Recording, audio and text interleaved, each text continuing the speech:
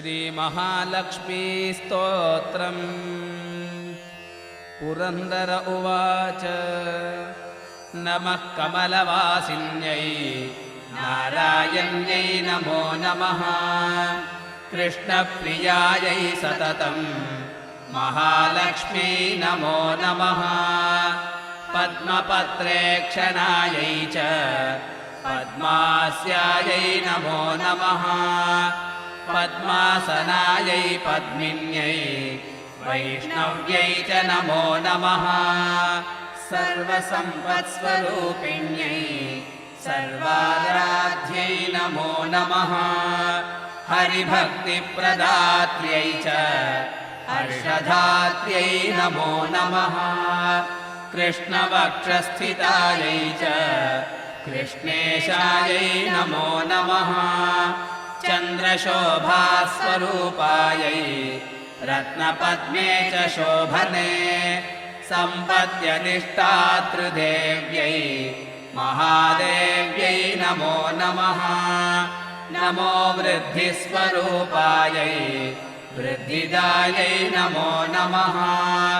वैकुण्ठे या महालक्ष्मीः या लक्ष्मीः क्षीरसागरे स्वर्गलक्ष्मीरिन्द्रगेहे राजलक्ष्मीर्नृपालये गृहलक्ष्मीश्च गृहिणा गेहे च गृहदेवता सुरभिः सागरे जाता दक्षिणा यज्ञकामिनी अतिथिर्देवमाता त्वं कमला कमलालया स्वाहा त्वं च हविर्दाने गव्यदाने स्वधा स्मृता त्वं हि विष्णुस्वरूपा च सर्वाधारा वसुन्धरा शुद्धसत्त्वस्वरूपा त्वं नारायणपरायणा क्रोधहिंसावर्जिता च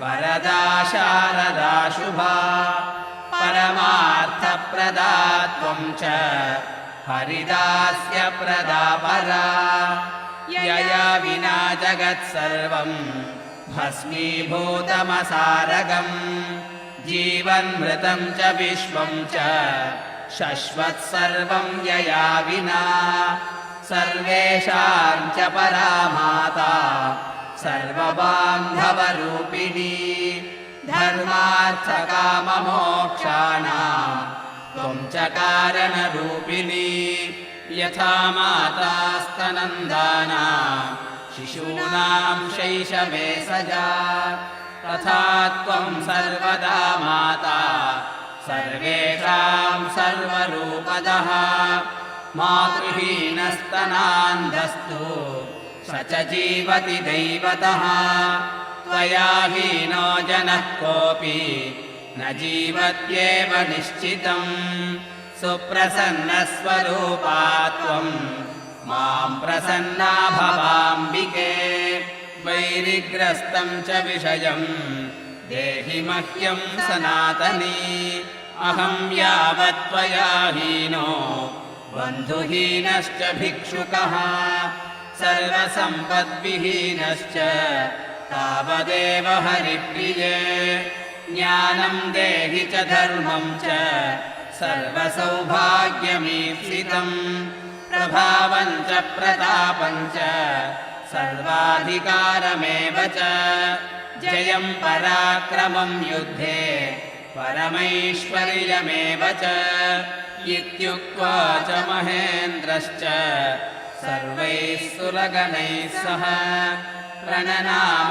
साश्रुनेत्रो मूर्ध्ना चैव पुनः पुनः ब्रह्मा च शङ्करश्चैव शेषो धर्मश्च केशवः सर्वे शत्रुः परिहारं सुरार्ते च पुनः पुनः देवेभ्यश्च वरं दत्त्वा पुष्पमालां मनोहरं केशवाय ददौ लक्ष्मीः सन्तुष्टासुरसंसति ययुर्देवाश्च सन्तुष्टाः स्वस्वं स्थानं च नारद देवी ययौ हरे स्थानम् हृष्टा क्षीरोदशायिनः ययदुश्चैव स्वगृहम् ब्रह्मोशानौ च नारद दत्त्वा शुभाशिषं तौ च देवेभ्यः प्रीतिपूर्वकम् इदं स्तोत्रं महापुण्यम् त्रिसन्ध्यं यः पठेन्नरः कुबेरतुल्यः स भवेत् राजराजेश्वरो महान् पञ्चलक्षजपेनैव स्तोत्रसिद्धिर्भवे नृणाम् सिद्धस्तोत्रं यदि पठेत् मासमेकं तु सन्ततम् महासुखी च राजेन्द्रो भविष्यति न संशयः।